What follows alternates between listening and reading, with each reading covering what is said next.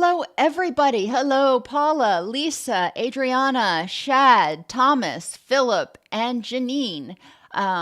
Jacqueline, hello. If I skipped over yours, sorry. I was just reading down the list. Hello to everybody who's here. I'm excited for you to be here today. This should be an interesting presentation. Again, it's another one that's not super research, intense. So it should be a little bit more fun. I don't know if that's the word that I'm looking for. But it shouldn't scramble your brain as much trying to, connect all the dots. Anyhow, do you have questions, observations about complaining, procrastination, and disobedience? And hint, I'm going to ask you to think about times when you have complained, procrastinated, or overtly disobeyed. So think of times when you have done that, because that'll help you apply, hopefully, what we're going to talk about today.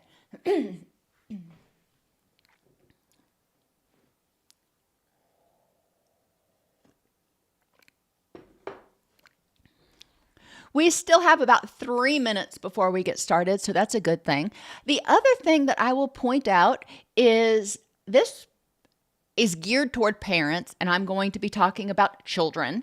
And some of the things may need to be modified a little bit, but a lot of what I'm going to talk about today also applies to supervisees. If you are a supervisor, and ourselves, of course, if your supervisees are complaining, procrastinating, or being overtly defiant,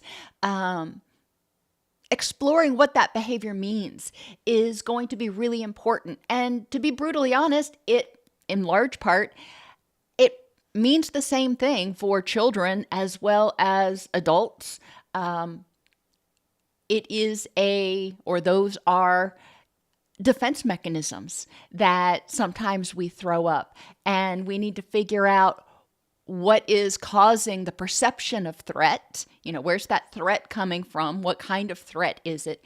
And how can we address it and get the ideal behaviors or something closer to the ideal behaviors to start occurring?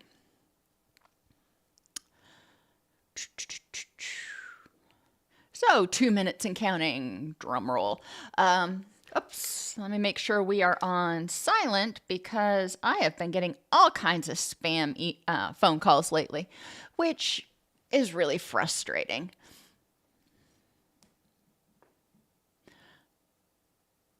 Another thing you can think about when we're talking about this, even if you don't work with children or have supervisees, is how this might apply to your clients. They may complain about stuff you have them do, or in terms of implementing changes to move toward their rich and meaningful life, they may procrastinate or do the exact opposite of what they said they were going to do. So thinking about what was the motivation behind that? What was that behavior saying? My point in bringing that up is this, while is geared towards parents of children, this presentation really covers pretty much all of us human beings, and maybe even some critters out there. Hello, Derek, Nancy, Abdullah, Lori, Claudia, and Delicia. Okay, we are at 11 a.m., so let's go ahead and get started so I get you all out of here on time.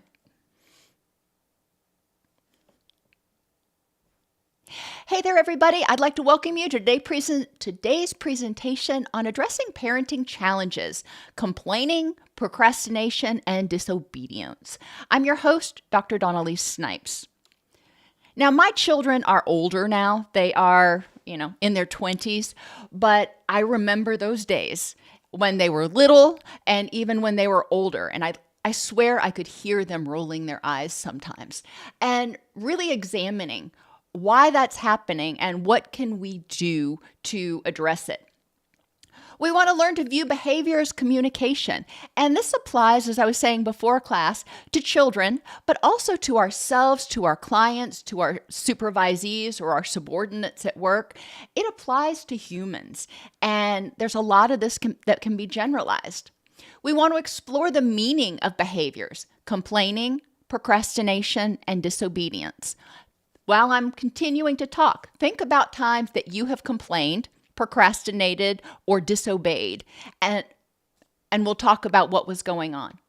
And identify ways to address those behaviors and increase desired behaviors. In motivational interviewing, we recognize that all behavior that occurs is rewarded in some way if it continues to occur. So we need to figure out, why is this behavior occurring? What's the goal? And if it continues to occur, if this child is regularly complaining, what is reinforcing that behavior, and what can we do differently to make it less rewarding, less reinforcing to engage in that behavior? Many, if not most, of our behavior is often done on autopilot. When you think about it, I think you can say, yeah, that's true. If you blurt out something, if you roll your eyes, if you suddenly start whining about something, a lot of times you didn't think, well, maybe if I whined about this, I'd get my way. It's just an automatic reaction. We're on autopilot. One of the things we need to do is increase mindfulness. But behavior communicates a lot about our status in general. Are we tired? Are we depressed? Are we exhausted? Are we sick, in pain? The list goes on. Think about babies. Babies can't communicate with their words, so why do they cry? They have 5 different cries. They're hungry, they're tired, they're cold, they're wet, or they're scared. And caregivers learn to identify those different cries in children. And sometimes there's an angry cry when whatever the underlying need is not being met. A lot of times that cry may escalate into an angry cry. It's like, somebody pay attention to me. Another behavior that babies engage in is averting their gaze or yawning. Both of these they found occurs when the child is feeling overstimulated or threatened in some way. If you go up and you're getting in a child's face and you're talking baby talk and they're looking away, or they're starting to yawn and look away, that child's saying, too much input, way too much input, back off, lady. And recognizing that as what's going on is important in order to respond in a way that is going to help the child feel safe. Remember, Erickson's first stage is trust versus mistrust.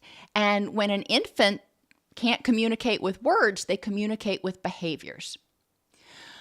What behaviors do you engage in more when you're anxious, when you're angry, when you're overwhelmed or burned out, or when you're depressed? And we tend to engage in similar behaviors across some of them, and some of them are very unique. If I'm feeling anxious, I may reach out for support. If I'm feeling angry, I may push people away because it's just, I can't take one more human being right now. If I'm feeling overwhelmed or burned out, I may withdraw. I may procrastinate. There are a lot of things I can do. But ultimately, recognizing our behaviors as a very loud form of communicating. I'm doing this. What does that mean? What were you feeling? And again, think about it. If you want to go back and watch this presentation later and pause it, this is also a good group activity. But what were you feeling during times when you were just motivated to volunteer to help out? My guess is you weren't feeling overwhelmed and depressed and exhausted and angry. Well, maybe angry. Maybe you wanted to do something because you saw other people weren't doing it. I don't know. But when you are motivated to help out, what does that communicate about your status? Did what needed to be done, what were you feeling when you did what needed to be done without a second thought? You took the trash out, you mopped the floor. I know when I'm starting to get burned out, I'll be sitting on the couch and I'll see hair on the floor and it bugs me. And I'm like, yeah, as soon as I Swiffer, there's going to be more hair on the floor, just whatever. That's my brain saying, I'm exhausted, I'm burned out, and I don't have the energy to Swiffer 3 times today. When you complained about someone, what were you feeling? And I have someone and something separated because they can be a little bit different. If I'm complaining about someone, I may feel threatened by them in some way. I may feel like they're disrespecting me in some way. Or if you complain about having to do something. When I was in graduate school, I was in a very small cohort in my doctoral program, and I very distinctly remember one class that we were supposed to write an article for publication. And okay, fine. That's on the syllabus. It's what we're supposed to do. I'm going to do it. But a couple of people in my cohort decided that was too much work. And they complained and they whined and they bellyached and they pitched a fit until the teacher said, you know what, you don't have to do that. And to this day, which is, 25 years later, I'm still like, how did she let them get away with that? But we ultimately didn't have to do it. So that behavior was rewarded. And which means that next time the person doesn't want to do something, they figure if they complain enough, they may get their own way. What were you feeling at a time when you procrastinated? And I told you sometimes when I feel overwhelmed or exhausted, I procrastinate, especially things that don't need to be done, like right now. I may procrastinate. And what were you feeling when you disobeyed? And disobeying, you can even disobey yourself. You can say, I'm going to go to the gym today. And it gets time to go to the gym and you say, nope, I'm going to sit on the couch and watch Netflix today. You're disobeying yourself. But also when you disobey others, if somebody says you need to do this, when I worked in residential, I had therapists, great therapists, wonderful therapists, who knew good and well that they needed to have their documentation done by preferably end of day, but definitely by end of week, and they wouldn't do it. And I would have to go back and point that out to them and micromanage them. I learned, hard way, that I should have instituted consequences, because when they disobeyed and I just nagged at them, they would finally give in because they got tired of my nagging. But then it ended up being sort of a frustrating adversarial relationship because I knew they weren't going to get their notes done until I nagged at them. Consequences would have been better, and examining why they were not getting it done would have been another step that I could have taken to be a more effective supervisor. Our children are the same way. When they disobey us, there's a reason for it. And we're going to talk about all that at length, but I'm just trying to get you into the mindset that procrastination, disobedience, and complaining are often communicating something that the person or the child is unaware of or unable to communicate with their words yet. And we need to help them dig down and find their words. In terms of behavior and development, your developmental stages, your infants and your toddlers are developing trust and mistrust. Can I trust my caregiver to be consistent, attentive, responsive, encouraging, and safe? Are they going to be there for me? Autonomy, toddlers, they're learning to dress themselves and potty. And does the child feel like they are supported in trying to do things on their own, or do they get punished? Do they feel overwhelmed at trying to do something because of fear of rejection or fear of failure or fear of punishment? Initiative in preschool. Can I start things? Can I ask somebody to play a game? Can I start this art project and do a good job at it? Industry, what am I good at? And independence, who am I? And it really parallels a lot of our school stages, so to speak. Think about how complaining, procrastination, and disobedience may occur as part of each developmental stage. For the toddler, we know that is the time. We call it the terrible twos and the worst threes or something like that. But the child is starting to say no. The child is asking a lot of questions, and it may feel like they're procrastinating. Why do I have to do this? Why do you want me to do this? Why do I have to do this way? Oh my gosh, just please do it, is what goes through your head. But the child is just trying to understand their world. And sometimes they may not understand the purpose for something. So they may procrastinate doing it. They may disobey because they don't understand what you wanted them to do, or they're testing boundaries. My son, when he was about 2, we went to my grandmother's house, and Sean knew he was not supposed to touch the television. But we got to my grandmother's house, and it was a new place, new people, lots of activity, and he wasn't sure, did the same rules apply? So he walks over to the television. I'm sitting there. He walks over to the television, looks directly at me, and points to the TV, and he goes, "No touch." And I said, "That's right, no touch." Thinks for a second, touches the TV, looks back at me. He says, "Time out." I said, "Yep, time out." He toddled his little self into the hallway and sat against the wall. He knew what the rules were, but he wanted to make sure. He's like, "This is feeling really weird to me, and there's not the same structure, and I need to know that the same rules apply, that we have the same guardrails." So he tried, and he intentionally disobeyed. And, it was kind of funny when he did it, but of course I didn't laugh. But understanding, looking at it, going, why in the world did he do that? And it wasn't, he wasn't trying to make me mad. He was just testing. Do the same rules apply? In initiative, children can complain. Well, why do they complain? What's the benefit? If I complain, sometimes I get my own way, and I need to figure out who this works with. So I'll try different people and see who I can manipulate with complaining. And we can go through each area. Once we get up to independence, I just want to mention this one real quick before we get into the more detailed stuff. But we do see a lot more disobedience in late middle school and high school.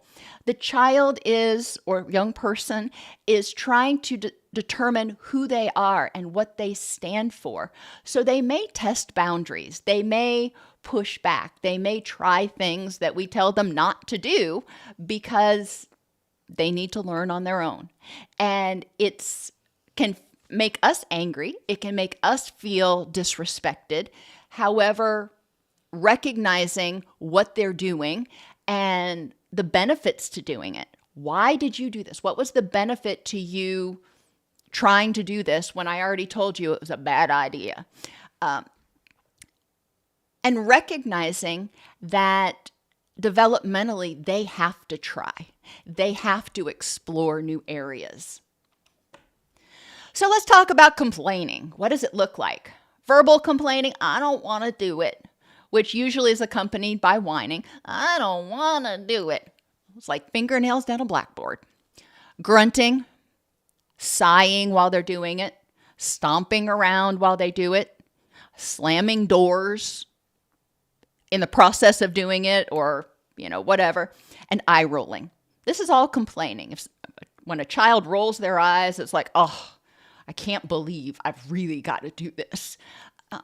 It also may look like bargaining.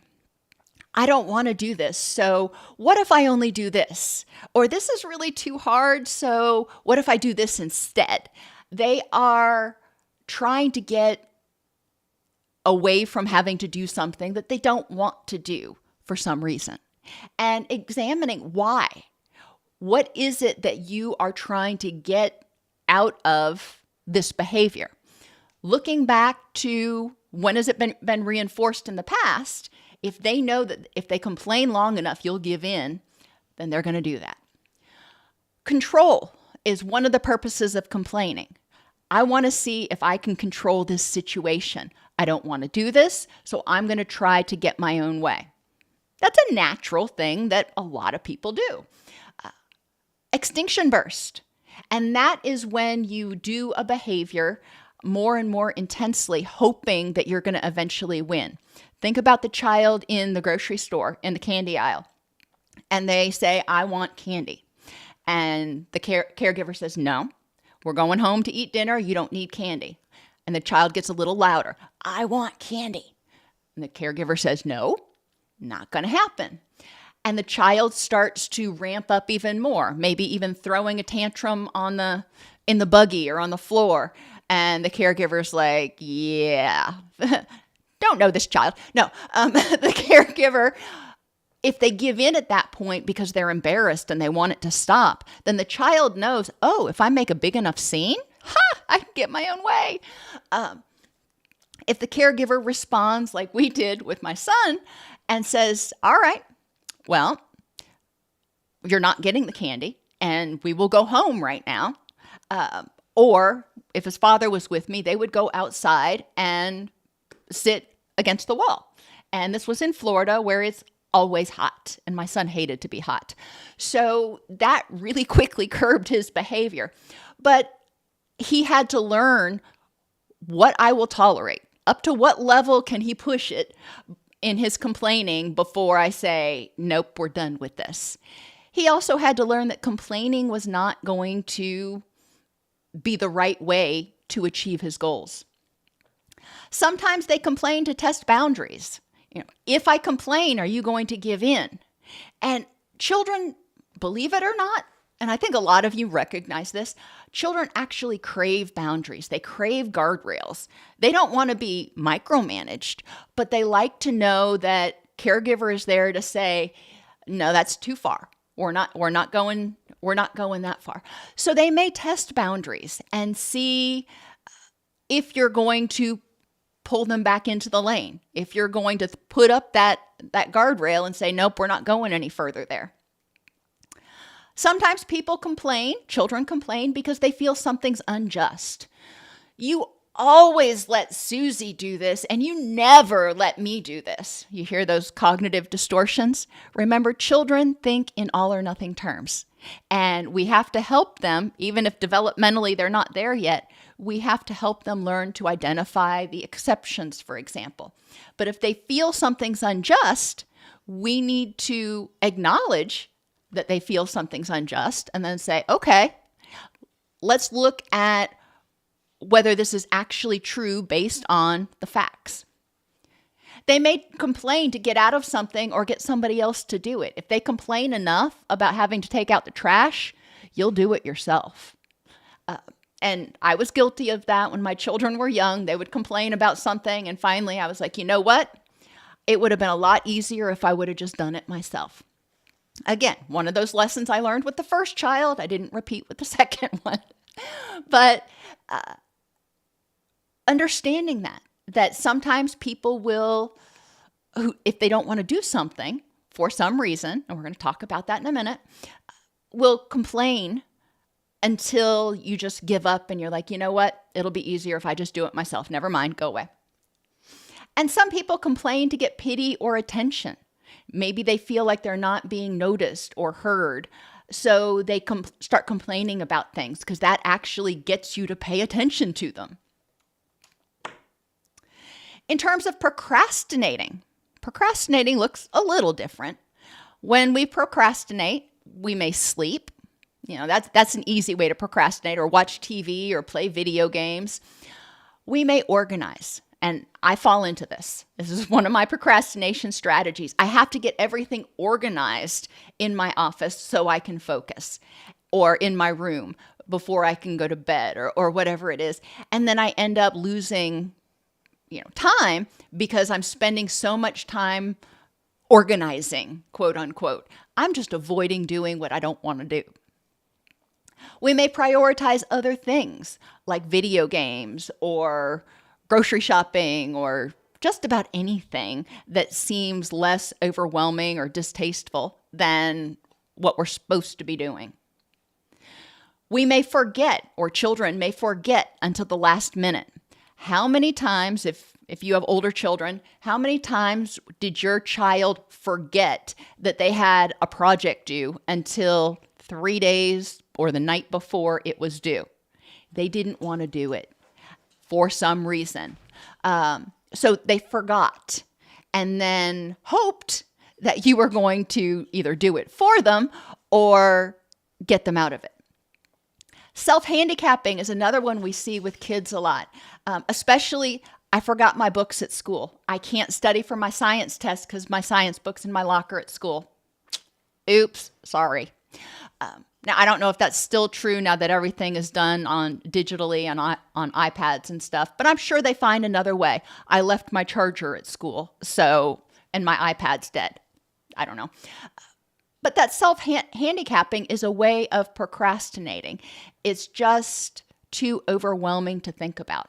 I was a horrible procrastinator when I was in school. Awful procrastinator. I would do the homework for period 4 in period 3. I would do just about anything to not crack a book after school. I had after school activities that I used as an excuse. I prioritized other things.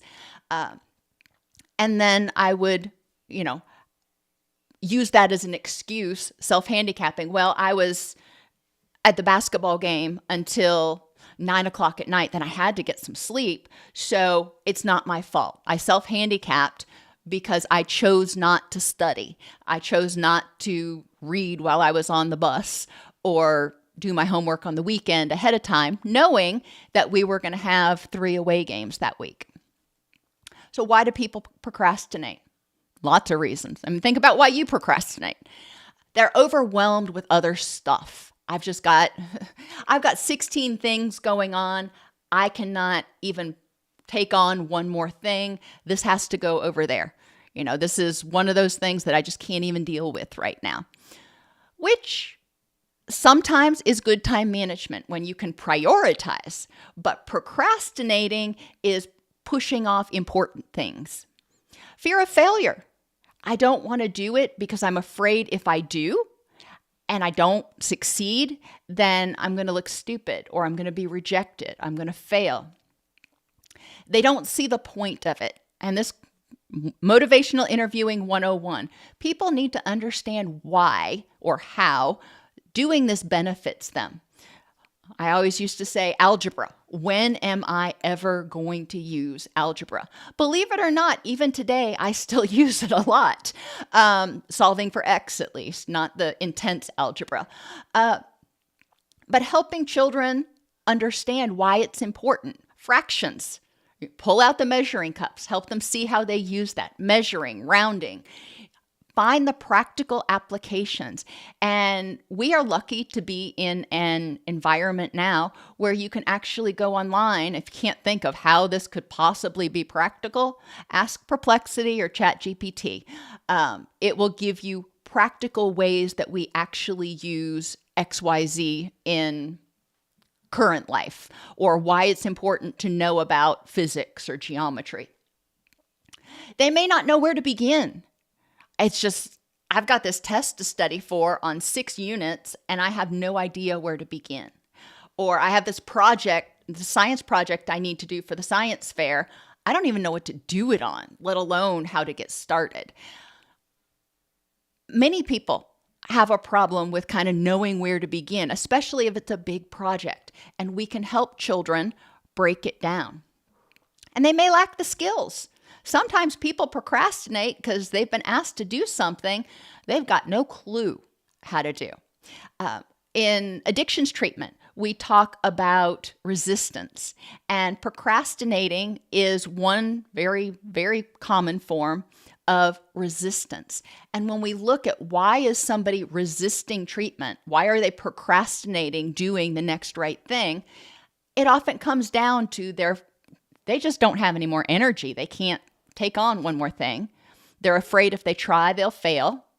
They don't see the point, especially if they've tried before and it hasn't worked. They don't know where to begin, or they know they don't have the skills and they have no idea where to get the skills. Children are the same way. And this is school skills as well as interpersonal skills. If you say, Tommy, why don't you go out and make friends with the kids that are on the playground? Tommy may be looking at you going, and I do that how? If Tommy has never been exposed to that.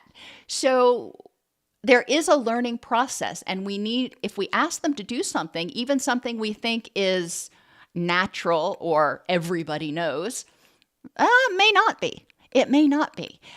We need to back up and say, well, why doesn't Tommy want to go, play with these other kids? Why doesn't Tommy want to go introduce himself? Maybe he was being bullied. Maybe he tried before and somebody said, no, I don't want to play with you. And it hurt his feelings. And he doesn't want to try that again because he doesn't want to feel that again. It's a lot of reasons, but we don't know until we ask. And disobedience, what does it look like? Well, this one's pretty simple. Not doing something they were told to do, or doing something they were told not to do, or both. I told you not to, I told you were supposed to take a shower. Oh, that was a big one with my kids, especially my son. He hated bathing. I don't know why. But oh my gosh, getting him to take a bath was such a challenge. And I remember one time I went to pick him up at preschool, and I asked the teacher, can you get Sean? I'm here to pick him up. And she's like, oh, it's going to be a minute. He just went into the bathroom. And I looked at her quizzically. She's like, oh, he washes his hands for like 10 minutes. My Sean? My Sean that I swear is allergic to soap? And she's like, oh yeah, he's one of our best hand washers. So that started to tell me there was something else underneath the behavior that I wasn't getting. Now, Sean likes to be a leader, and he was rewarded for washing his hands at school.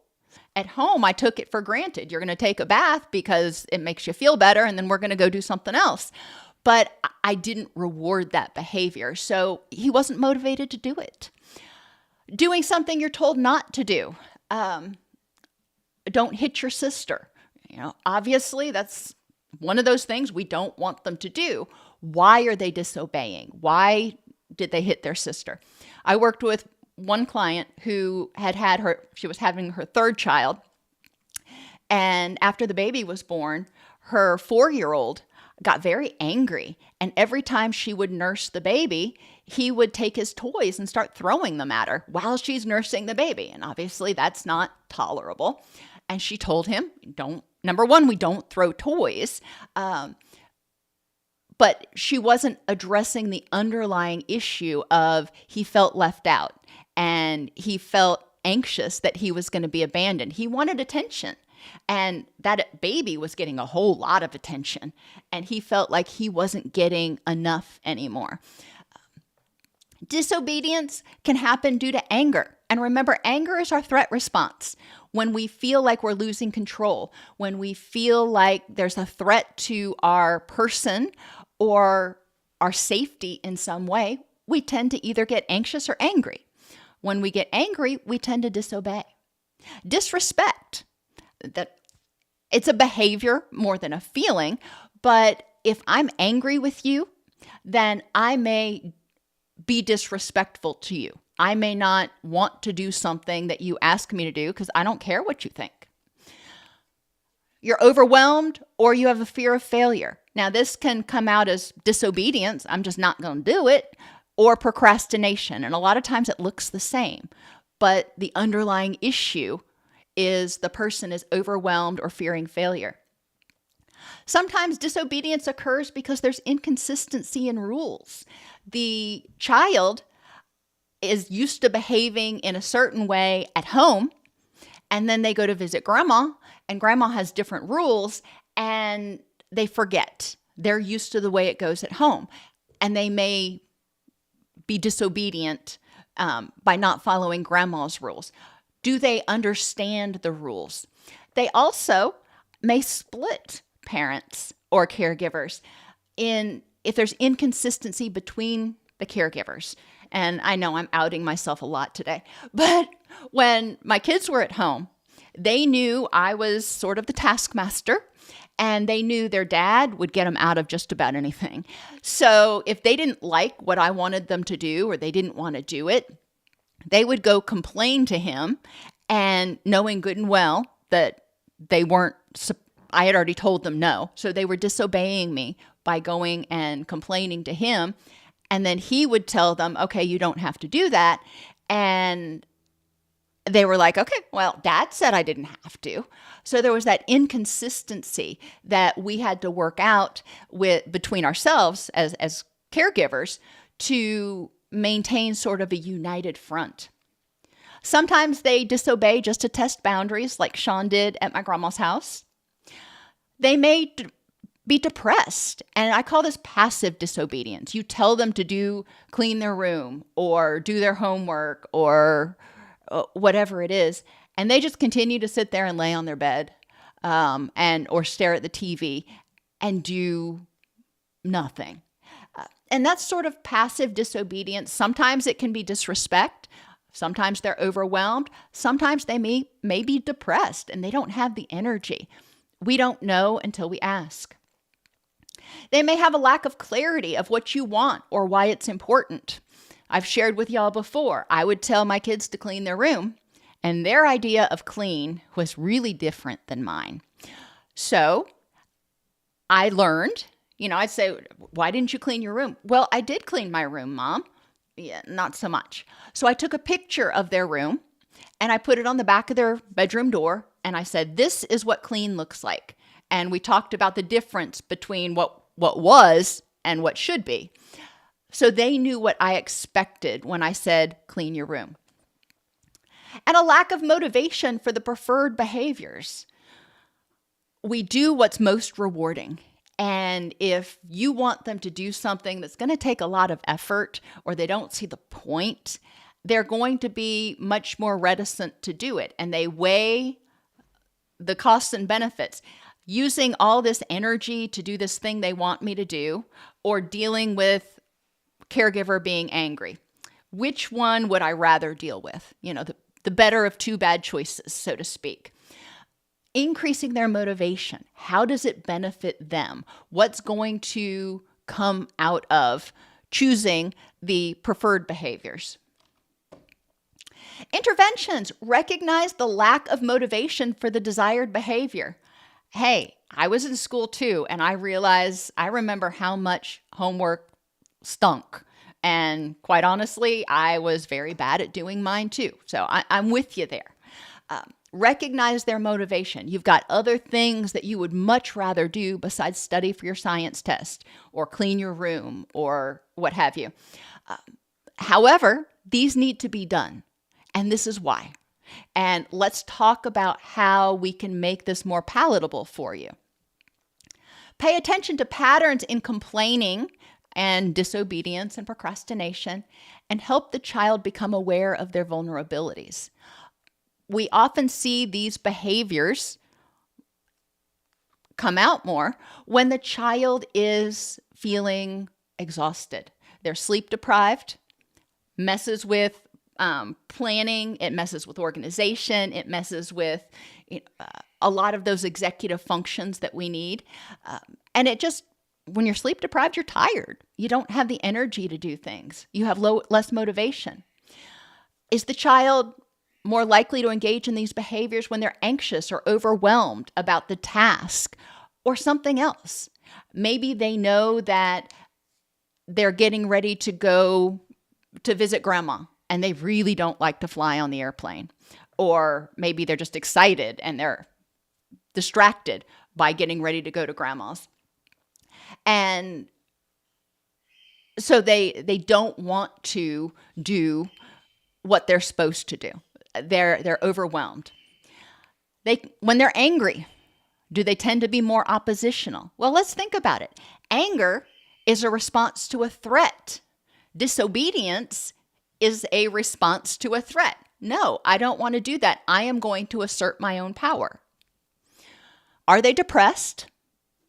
It happens with children. Children can be clinically depressed, and we need to figure out why. Are they hangry? And that's hungry which leads to them being more irritable and angry. When we're hungry, it triggers our stress response, which makes everything seem more overwhelming. Are they starting to get sick? A lot of times people, but I noticed it in my children and I notice it in myself too, to a certain extent. When we're starting to get sick, we don't really have a lot of symptoms yet, but our body is already engaged in trying to fight off the illness. We may have less energy. We may be whinier. We may, be more tempted because we don't have the energy to procrastinate. Or is it the time of day? Not everybody has energy at the same time of day. My productive periods are from 5 a.m. to 10 a.m. That's when I am, spot on. From 10 a.m. to 2, I do okay. After 2 o'clock, my ability to focus and my attention and my energy just starts plummeting. I know that for me. For my son, it's literally the polar opposite. He doesn't even start getting his energy until about noon. But working with that child's rhythms or helping the child understand their rhythms and capitalize on them as much as possible. Yeah, it doesn't matter if they get their energy at noon. If they've got to be at school at 7 o'clock, they got to be at school at 7 o'clock. How can we help them function within an environment that is not tailored to them? Help the child identify their goal in the behavior. If they're whining, I hear you're trying to get my attention. I'm wondering what it is that you're hoping to accomplish. Examples, I want Johnny to take out the trash. Johnny never has to do anything. So I'm whining because it seems like Johnny gets preferential treatment.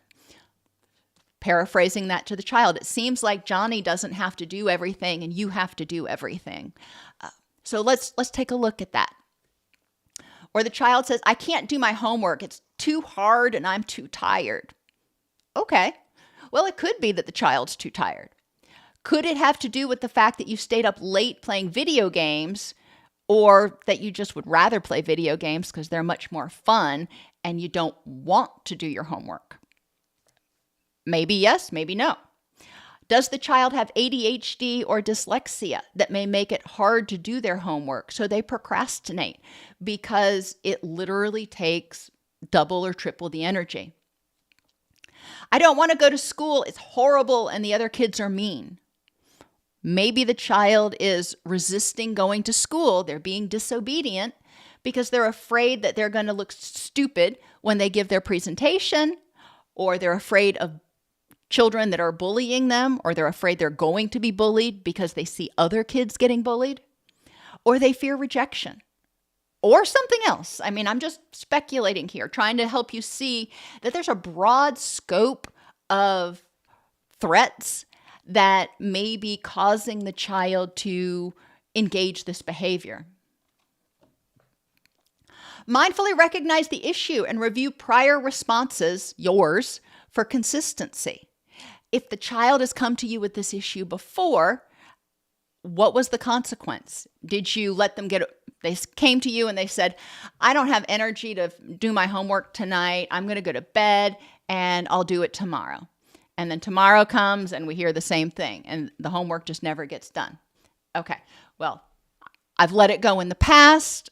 It doesn't improve. It doesn't happen. So now I need to acknowledge, I've let you do this in the past and you haven't done it the next day. So now I'm going to insist that you do at least this much before you go to bed.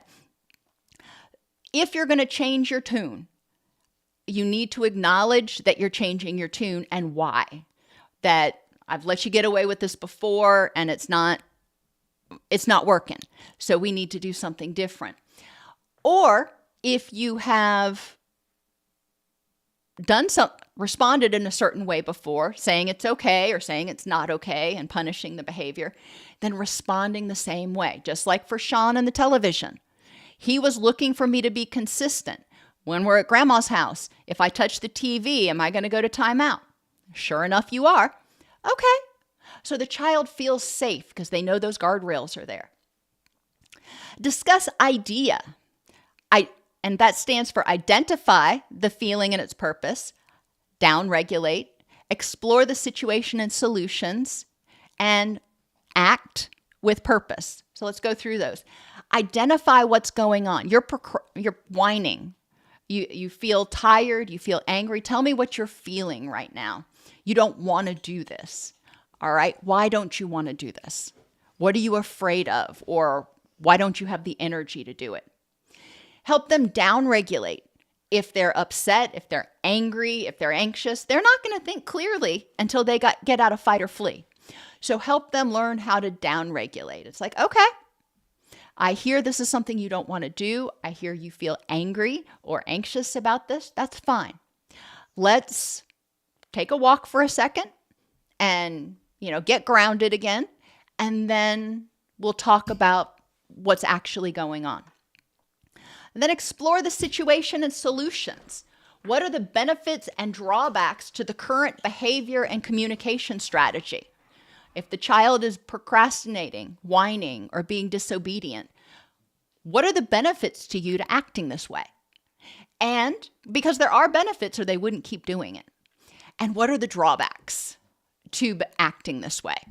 And, let's see if the benefits outweigh the drawbacks, and it's up to us as caregivers to make sure the drawbacks are more potent. Then examine FitCat.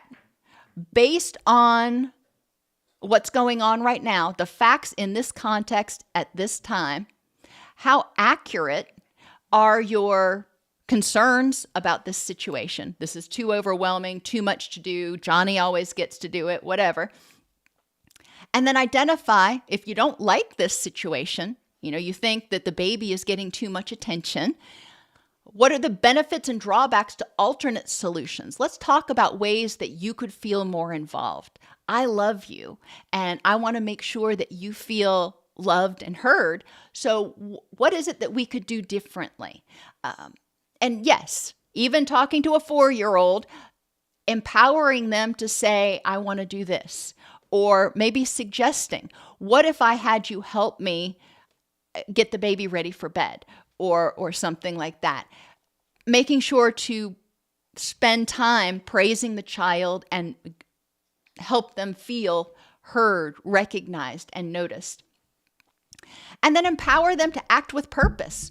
Once you determine a new course of behavior, if they're not going to complain, what are they going to do instead? And when they do it, reward it, reinforce it, notice, hey, this happened and you told me that you didn't want to do this for this reason and you proposed a solution instead of complaining. I very much appreciate that. Or, this happened and you told me you didn't want to do it, but you didn't whine. That is progress. I really appreciate that. Chunk the activity. Go back. Ensure all caregivers are on the same page to prevent splitting.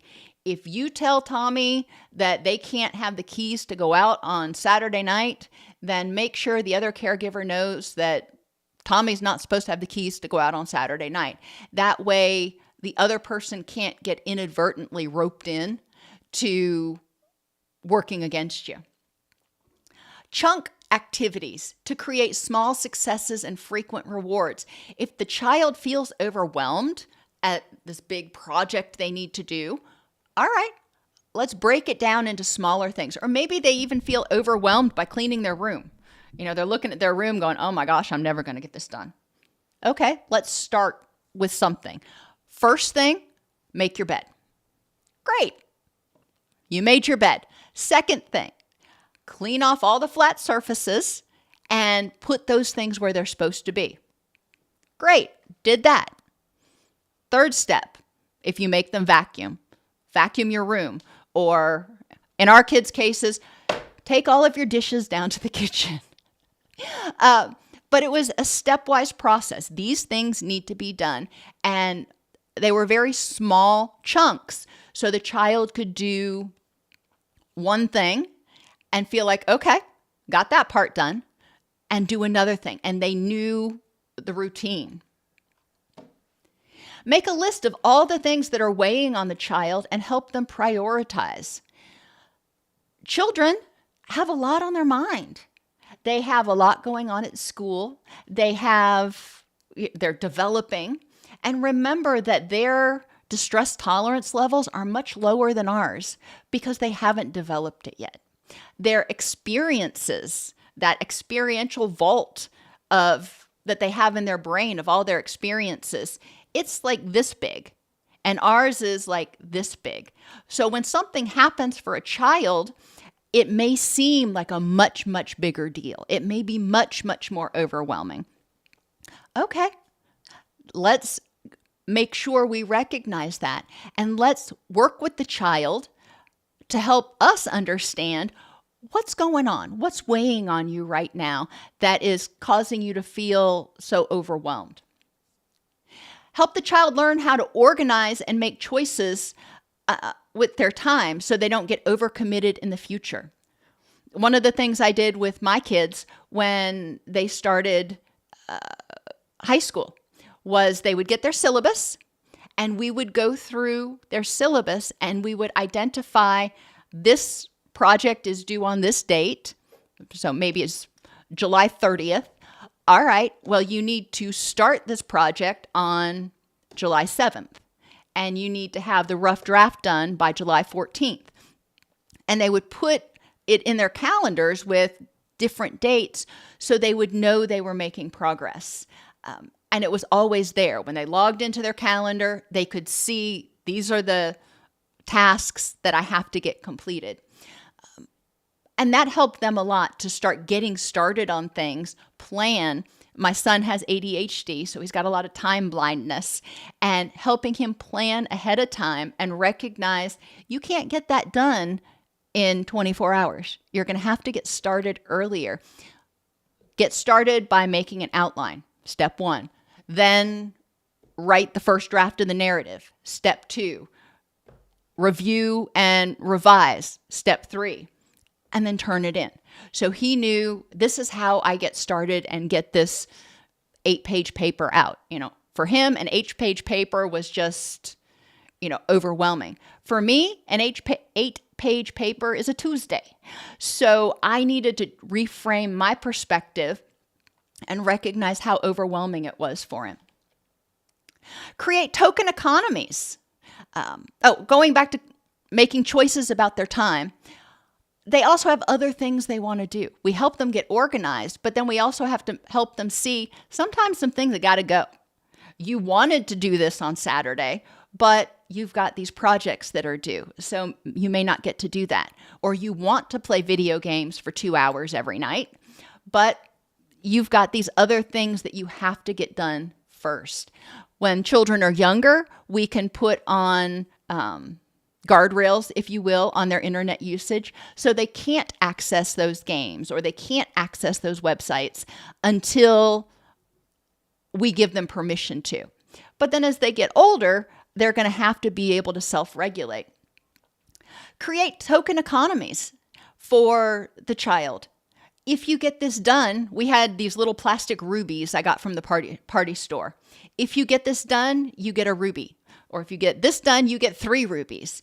And you can cash in your rubies for video game time, for outside time, for mommy time, whatever you want to cash it in for. Separate failure at a task from failure as a person. A lot of times people will complain, procrastinate, and maybe even disobey because they're afraid of failure. And if people start recognizing failure as a learning opportunity to do a task better, but not a reflection of themselves as a person, then that fear of rejection and abandonment and failure starts to go away. Ensure that they have resources and know how to access them. Like I said, sometimes people procrastinate because they just don't know how to do it. They don't have the skills. Child is procrastinating on doing their chemistry homework or their calculus homework because they have no clue. They sat through the class and it was literally Greek to them. Okay, how can we help them? What resources are there and how can I help you access those? When my children were little, YouTube was becoming big, and there were a couple of math teachers on YouTube that somehow had this knack of making complex processes very, very simple. And they would chunk it. It was like, this is how you do this particular task. This is how you do this particular task. And encouraging my children, when you run into a challenge, first, try to consult YouTube, this professor on YouTube. If it's not there, then come to me and I'll see if I can get you tutoring or get you connected with with your teacher who might be able to provide you additional assistance. So help them know that they're not out there on their own, because a lot of times they feel like they are. I'm not great at math. I'm the first to admit that. My children knew if they came to me with a difficult math problem, I was going to look at them with this blank look on my face. So at first, they thought, well, what's the point? I can't go to mom because she can't solve it either. Well, that was true. However, I was willing to support them and help them figure out how to access those resources. Identify the steps of the task and help them make a plan so they know where to begin. What is the first step? You're here at ground zero. Finishing the project is a 5. What's the first step, second step, third step, fourth step, fifth step? Okay, break it down so the child can do something and be like, okay, I got that part done. That wasn't so bad. Let me try this next part. Help the child recognize that they are not alone. Most of their friends are probably dreading the chemistry test too, or don't want to do whatever it is. Sometimes people, especially children, have difficulty recognizing what others are feeling because they're still kind of egocentric, and they may not realize that their other friends don't want to do it either. Or conversely, everybody else isn't doing it. I know I heard that a lot from my parents. Helping the child recognize what is actually going on and get some perspective can be hugely helpful if they're complaining about something. I know nobody likes to do chores. I don't like to do chores, but I love the way the house looks when I'm finished doing chores. I know you don't like to do chores, but it's something that you need to learn how to do, partly because it will help you stay healthier. My son hated getting sick, and it will keep the bugs down out of your room if you're not leaving your dishes in there. Those were good motivations for him. He had bad allergies, so dusting, he was motivated to do that so he wouldn't be all stuffy at night, helping him see the purpose. Which takes us to find the purpose or need for the behavior. How can doing whatever this is that I want the child to do help them move toward their rich and meaningful life? Why is this important to you? Yeah, maybe you're not going to go into science, but in order to graduate high school, you're going to need to pass this class. So you got to get through it. When I was in college, there were a bunch of classes I had to take because I needed so many hours in this type of class and so many hours in that type of class. And oh my gosh, I hated them. But in order to graduate, I had to do it. So I, stuck through it. Embrace the good with the bad. To graduate, you must complete this course. I know it's no fun. You don't like it. You don't see the purpose, but you got to do it. The state says so. To get access to your games, this task, your chores, whatever it is, has to be done. Or I need to check your homework and make sure your homework's done before I will give you access to your video games. Or the child that, says they don't want to do it, they can't wait till they move out of the house, blah, blah, blah. Well, to move out of this house, you're going to have to get a job so you can pay your rent, which means you got to graduate.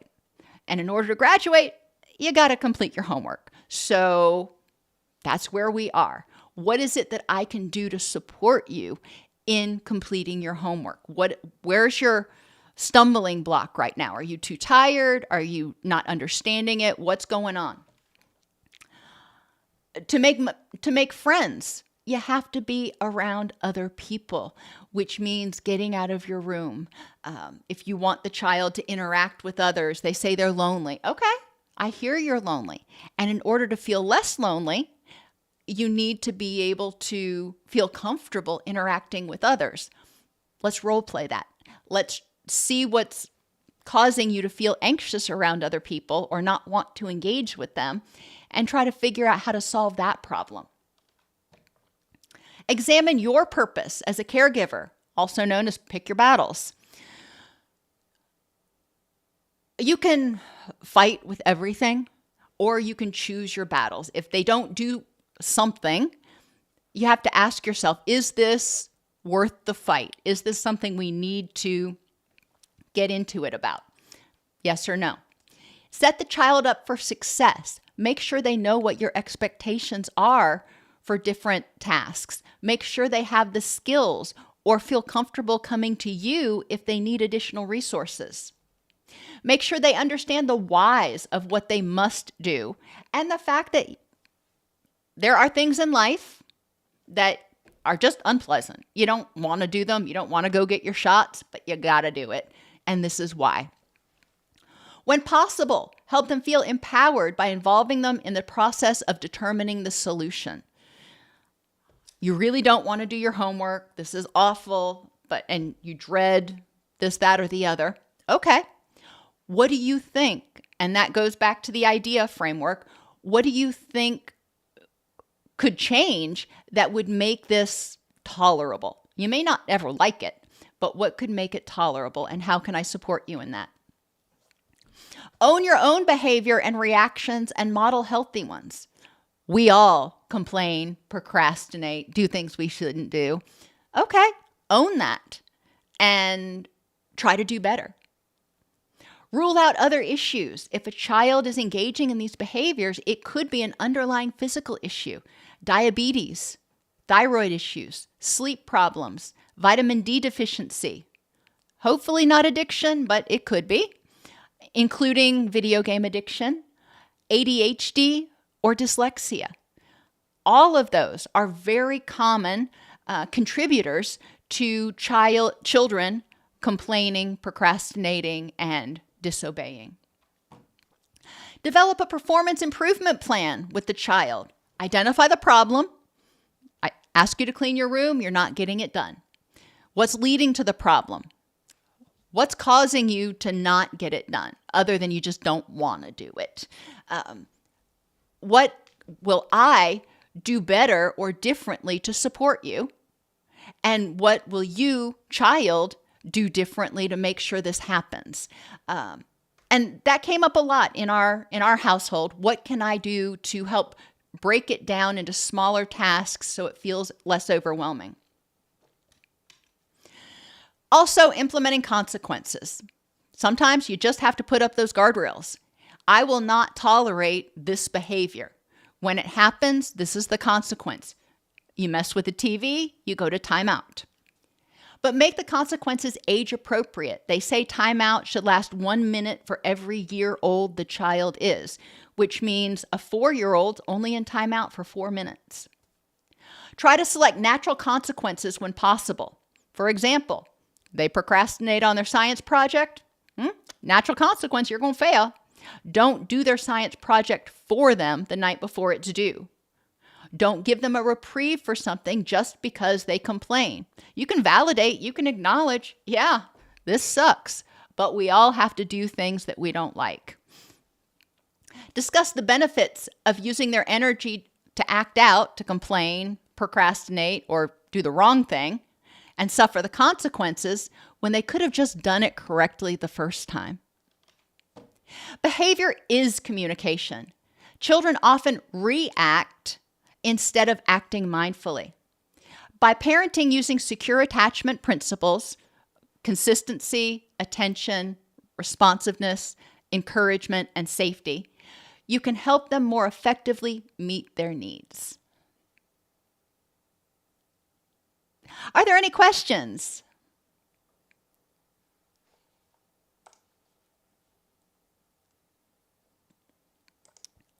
Lori, no, I don't have any videos on dealing with difficult adult children, but a lot of these principles would really apply. When they're being difficult, what's the motivation for that challenging behavior? Are they expecting that eventually you're going to give in? Do they not understand their impact on you or what you want them to do? Do they not have the skills to do what they need to do? Are they overwhelmed and they're seeking support? I would encourage you to watch the video on addressing resistance that goes into more specifically with adults, kind of what to do, but talking with them. The nice thing about adults is cognitively, they're at a whole different stage than children are, and they're able to examine multiple different options and hypotheses.